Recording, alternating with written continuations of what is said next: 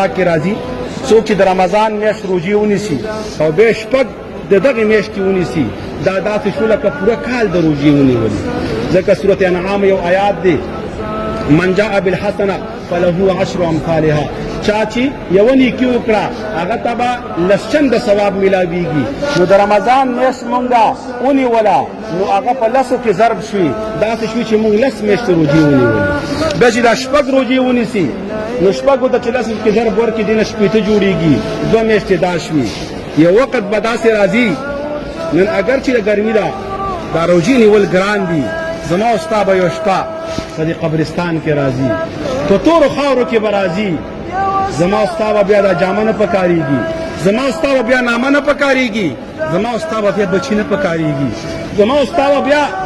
دولت نه پکارېږي دغه نیک عمل به پکارېږي عمل کول یقین کوئ چې ګران دی ګرمي ده بعضې مزدورکار خلک دي لیکن انجام ته وګوره چې زه کله مړ شمه که پلار مړ شي نو بچی راوالي تورو خاورو کې وړي که بچی مړ شي اواز هم کېږي ویل که خپل خپلوان راشي ورور راشي ماما خوری راشي تورو خاورو ته دې وړي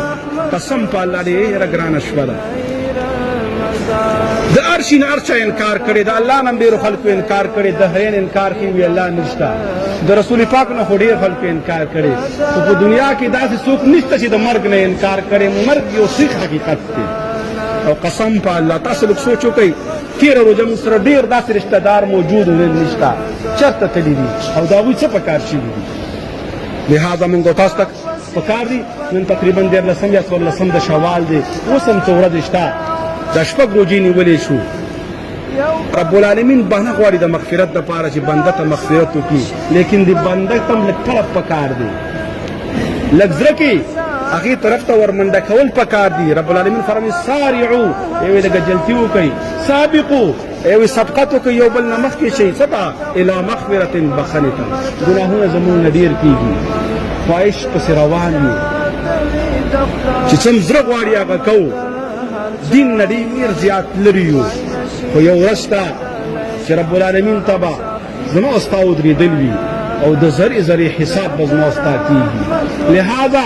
نیکو اعمالو کې جلتی کول پکار دي نیکو اعمالو کې سبقت پکار دی په نیکو اعمالو باندې ځان ستړی کول پکار دي بیا د شپږو روژو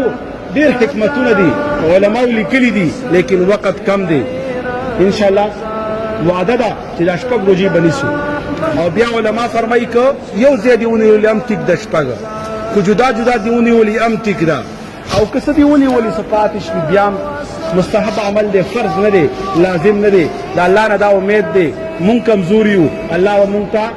د ټول کال او د ټول عمر ثواب او اجر راکړي او هغه تورو خاورو کې به زمونږ دا پکار شي